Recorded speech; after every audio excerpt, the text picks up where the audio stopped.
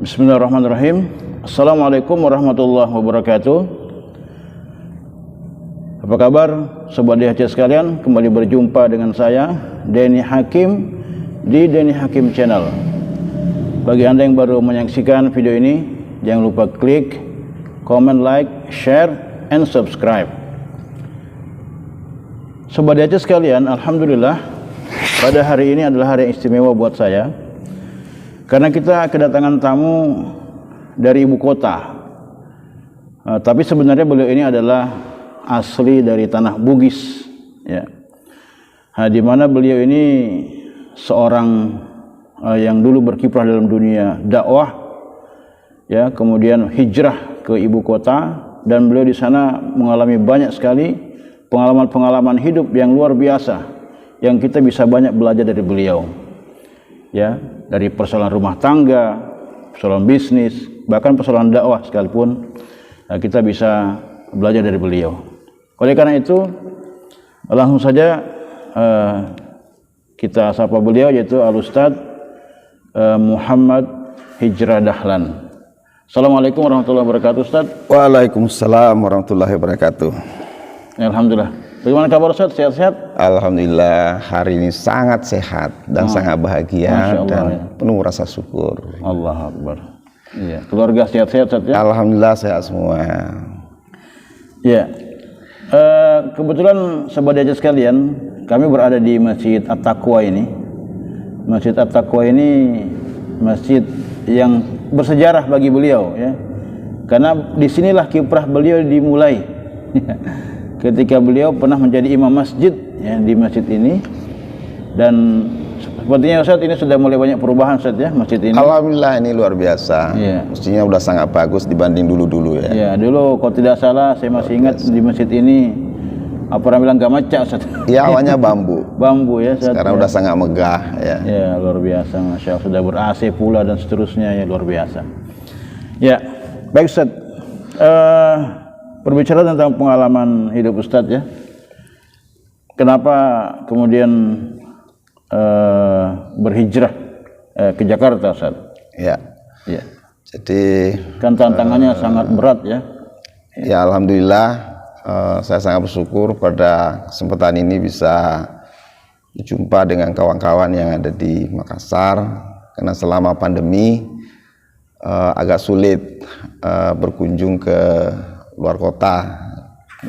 Alhamdulillah hari ini dalam rangkaian safari silaturahim berbagai daerah, dan saat ini sedang ada di Masjid At-Taqwa Blok C BTP. Jadi kalau tadi pertanyaannya, betul, kita dulu pernah jadi imam, Ustaz, ya? Benar. Di sini saya membina TPA, jadi pengurus masjid, cukup lama, kurang lebih 10 tahun. Subhanallah. Ya, 10 tahun di sini. Dan akhirnya berhijrah ke ibu kota Jakarta. Jadi waktu itu memang dakwah yang kita kembangkan di sini berkembang begitu pesat. Saya ingin ada tantangan yang lebih keras. Wah, Masya Allah. Ini sifatnya karakternya orang Bugis ini, ya. Ya. Suka dengan tantangan, ya. Begitu, Ustaz, ya. Nah, tantangan yang paling keras pasti ada di pusat kekuatan, kekuasaan, ibu kota lah tempatnya. Allah, ya.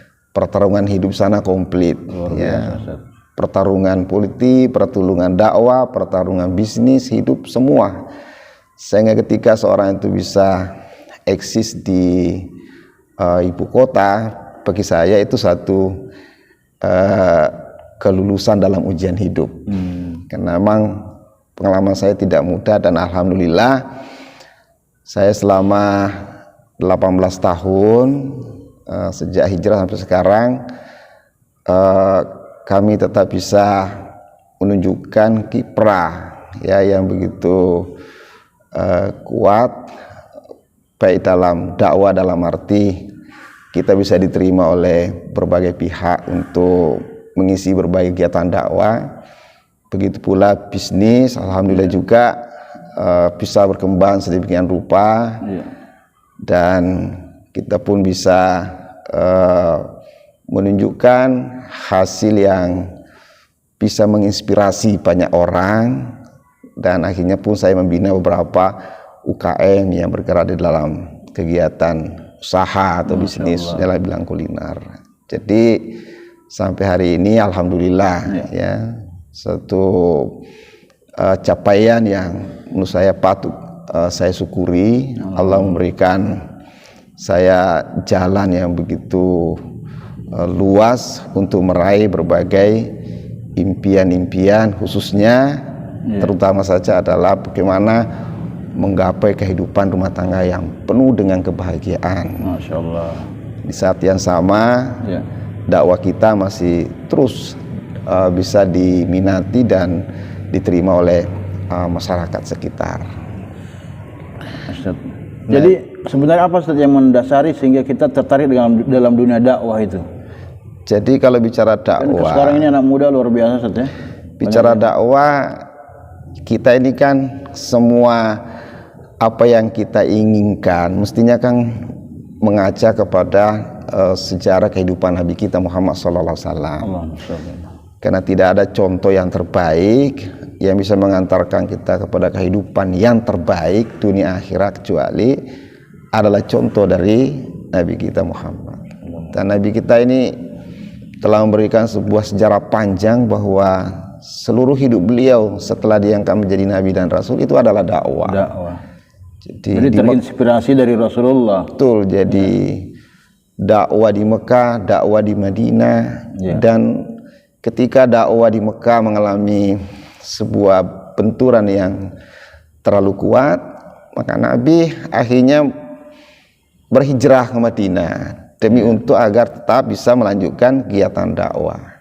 Nah, saya meskipun terlalu jauh untuk saya ingin mengatakan bahwa saya berhijrah dalam konteks itu, tetapi setidaknya spiritnya bahwa saya ingin berdakwah di sebuah situasi di mana tantangan itu lebih besar bisa kita hadapi untuk menguji sejauh mana kekuatan dan kemampuan kita sebetulnya untuk menghadapi berbagai persoalan-persoalan dakwah di tengah-tengah masyarakat yang sangat komplit.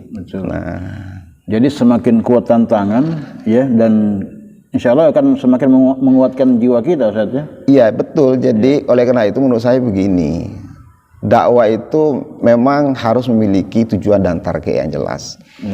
Tetapi target dakwah itu bagi saya adalah yang kedua, karena capaian dakwah itu memang sangat berkaitan dengan nasrullah, pertolongan Allah.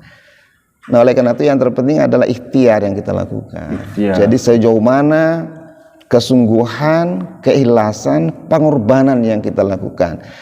Adapun hasil yaitu memang adalah kaitannya sangat erat dengan pertolongan Allah. Sama dengan Nabi kita Muhammad SAW berdakwah di Mekah, ikhtiar sudah sangat maksimal, tapi capaian dakwah belum maksimal. Betul.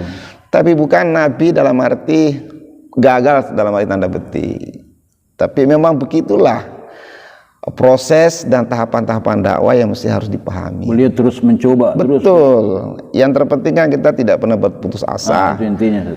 Karena yang dinilai Allah kan sebetulnya yang pertama adalah keikhlasan kita, kemudian kesungguhan kita, dan kemudian pengorbanan kita. Kalau ini semua kita sudah lakukan, hasilnya tidak sesuai dengan harapkan, tidak perlu kecewa, karena yang dinilai sebetulnya adalah itu. Sama dengan nabi-nabi yang diutus ya Allah. Tidak semua sukses dalam arti mendapatkan jamaah. Bahkan ada nabi yang tidak ada jamaahnya, tidak ada umatnya. Hanya ada satu, hanya ada beberapa orang. Gagalkah itu? Kita tidak bisa mengatakan gagal yang kemudian mereka harus dihukum di akhirat. Semua nabi entah dapat jamaah, tidak ada jamaah, telah menunjukkan ikhtiar yang maksimal. Nah, itu yang dinilai. Saya tetap memiliki nilai di sisi Allah yang begitu tinggi. Hasil di tangan Allah saja. Itu yang saya kira sangat penting dipahami agar kita tidak mudah frustrasi. Nah, persoalannya adalah ketika kita menargetkan sebuah capaian yang tinggi, kemudian kita berikhtiar maksimal, lalu tidak tercapai, ada rasa frustasi, putus asa. Ini yang menurut saya tidak boleh terjadi. Apalagi bagi seorang pengembang dakwah. Betul. Jadi tidak bisa terjadi.